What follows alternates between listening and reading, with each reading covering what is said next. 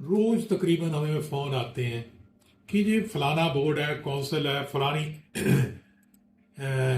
संस्था है, तो उसने बड़े केस गवर्नमेंट से के किए हैं या गवर्नमेंट ने उस पे किए हैं। तो मैं कहा हाँ जी। तो इलेक्ट्रोहोम्योपैथी में उसका हाथ ऊपर है, यानी कि उसको फादर ऑफ इलेक्ट्रोहोम्योपैथी या मदर ऑफ इलेक्ट्रोहोम्योपैथी कह देना चाहिए। मैं कभी भी किसी का क्रिटिसिज्म नहीं करता। मैं सोचता हूँ एक लाइन है, अगर इस लाइन को तो आपके सामने है, उसको रबड़ मत उसके बराबर लंबी लाइन डाल दो। जिसने भी कोई कोड किया है या ग्रुप ऑफ इंस्टीट्यूशन ने इलेक्ट्रोहोम्योपैथी में लड़ाई की है अपने हक के लिए, तो हक के लिए लड़ना, फ्रीडम ऑफ एक्सप्रेशन गलत नहीं है। मगर किसी को मिस इंटरप्रेट करना कि हमने लड़ाई की थी, मान लीजिए कोई कहता है, मान लीजिए मैं कहता हूं कि मेरी संस्था ने बहुत सारे केस किए हैं तो मैं आज आदरणीय हूं, मेरे से ही जो बीएमएस इलेक्ट्रोहोम्योपैथी सर्टिफिकेशन लेके जाएगा, अल्टरनेटिव मेडिसिन सर्टिफिकेशन लेके जाएगा, तो उसकी रजिस्ट्रेशन होगी क्योंकि गवर्नमेंट से मेरी बात चल रही है। ये बात मैं कहूं तो मान लीजिए मेरी गवर्नमेंट से आदान प्रदान हो रहा है या 50 बंदों का हो रहा है, वो कहेंगे हम ही चौधरी हैं, हम गढ़म चौधरी हैं, बाकियों की नहीं होगी। ऐसा नहीं होता कानून में। तो मैंने आरटीआई डाली थी, तो उसमें उसका निष्कर्ष क्या था कि लखनऊ में या कानपुर में या मोहाली में या चंडीगढ़ में या छत्तीसगढ़ में, रायपुर में, मेरा इनडायरेक्ट कह रहा हूं कि अगर कोई संस्था है, अगर वो बातचीत कर रही है गवर्नमेंट के साथ इलेक्ट्रोहोम्योपैथी रिकॉग्निशन, क्या उनको ही हक है कि उनके बच्चे ही प्राइम होंगे? यानी कि कहने के मतलब है कि वो इलेक्ट्रोहोम्योपैथी रजिस्टर होंगे, बाकी नहीं होंगे। तो मेरे को बहुत पहले आरटीआई का जवाब आ गया था। मैं आपको यहाँ पॉज करके वो आरटीआई का वो पोर्शन दिखाता हूं और उसके बाद एआई ने जो हिंदी में उसका कन्वर्शन दिया वो भी दिखा देता हूं, और फिर मैं देखता हूं कि कोई तीसरी लैंग्वेज मराठी में भी हुआ तो कन्वर्ट करने की कोशिश करता हूं ताकि आप लोग समझ सकें।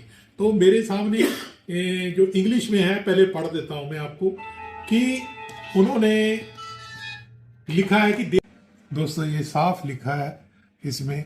मैंने पूछा था कोई एंटाइटी, कोई संस्था ऐसी है जिसको आप पहल देंगे कि उसको ही रिकॉग्नाइज करेंगे और बाकी बेचारे रह जाएंगे, या वो इंडिविजुअल रह जाएगा या ग्रुप ऑफ एंटाइटी रह जाएगा।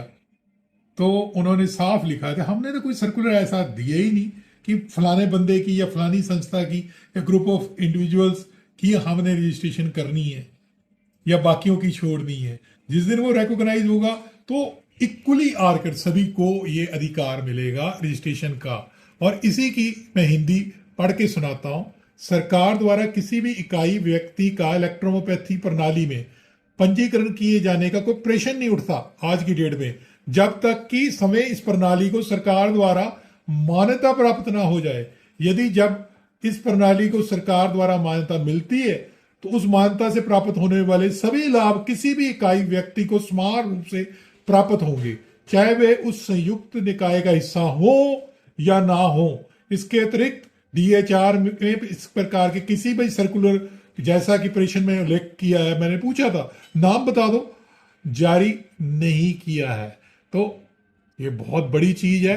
हिंदी में मैं मराठी में भी कन्वर्ट कर देता हूं, या पॉज करके ये देखिए मराठी में भी लिखा आ गया। एआई का, चैट जीपीटी का फायदा है। ये देखिए थोड़ी बहुत ही गलती हो सकती है। तो दोस्तों आपको जवाब मिल गया होगा, और मैं कोशिश करता हूं कि इसको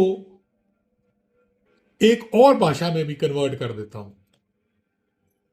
ये देखिए मैंने बंगाली में, क्योंकि अल्टरनेटिव मेडिसिन पे पहला कॉलेज जो था वहां पे भी अल्टरनेटिव मेडिसिन इलेक्ट्रोपैथी बहुत है, और बांग्लादेश में भी, ढाका में भी बहुत है। तो ये मैंने बंगाली में कन्वर्शन किया, आप पढ़ सकते हैं वो आरटीआई का जवाब।